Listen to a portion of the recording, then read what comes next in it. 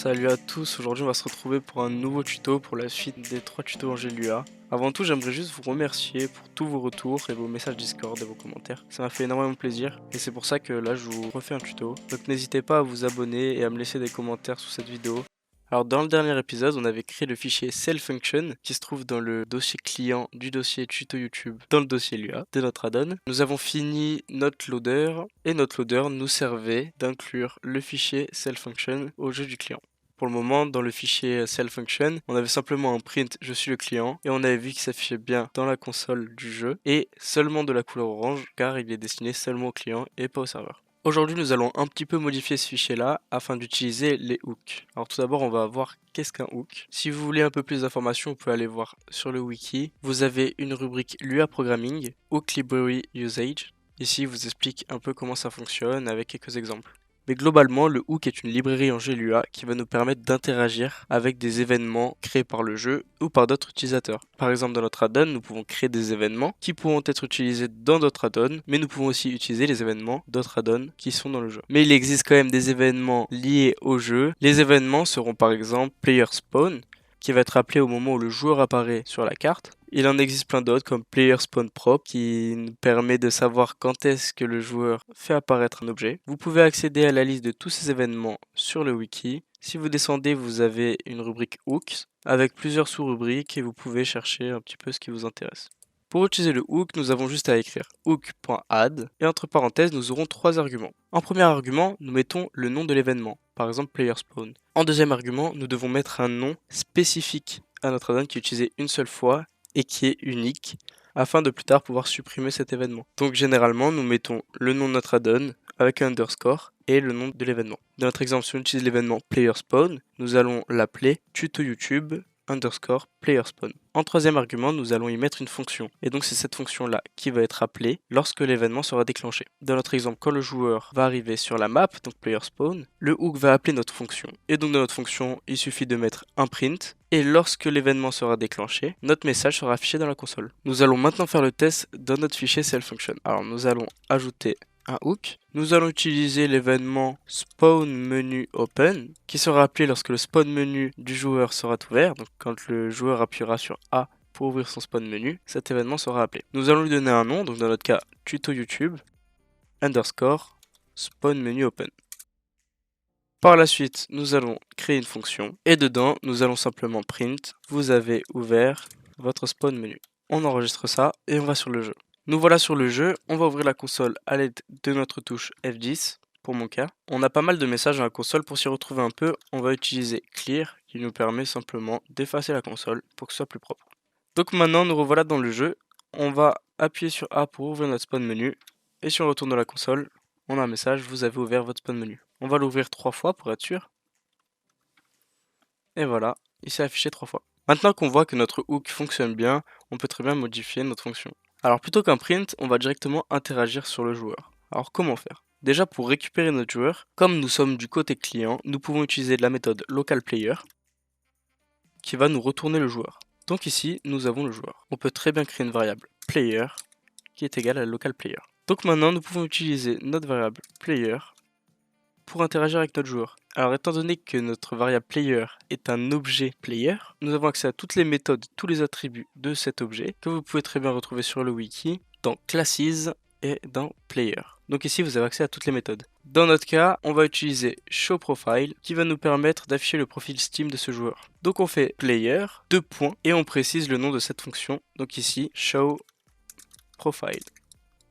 On ouvre et ferme les parenthèses étant donné qu'il s'agit d'une méthode, donc en soi une fonction, dans la classe. Une méthode en fait c'est simplement une fonction qui est utilisée dans un objet. Donc quand on parle de méthode, on parle de fonction qui est utilisée dans un objet. Donc là notre objet player. Donc là si tout se passe bien, lorsqu'un joueur va ouvrir son spawn menu, et ben ça va en même temps lui ouvrir son profil sur Steam. On retourne dans le jeu, et quand je vais ouvrir le spawn menu, ça m'ouvre mon profil Steam. Alors on pourrait très bien faire autre chose, comme par exemple afficher le nom du joueur, avec simplement un print et la méthode name. La méthode name va nous retourner le nom du joueur, et print va nous l'afficher dans la console. On retourne dans le jeu, et cette fois-ci, quand j'ouvre le menu, dans la console s'affiche mon pseudo. Mais on va faire mieux. On va créer une variable message, qu'on affichera par la suite dans la console, et on veut que ce message nous affiche notre pseudo et notre Steam ID. Alors rien de bien compliqué, on refait player name pour récupérer le nom du joueur. On utilise les 2 points pour la concaténation, c'est-à-dire qu'on va rajouter du texte après une variable. Donc là, notre méthode va nous retourner notre pseudo. Après notre pseudo, nous allons y rajouter un espace. On remet des 2 points. Mais cette fois-ci, on va faire appel à la méthode SteamID avec un D majuscule, d'ailleurs, ID majuscule. Et donc notre message sera de la sorte.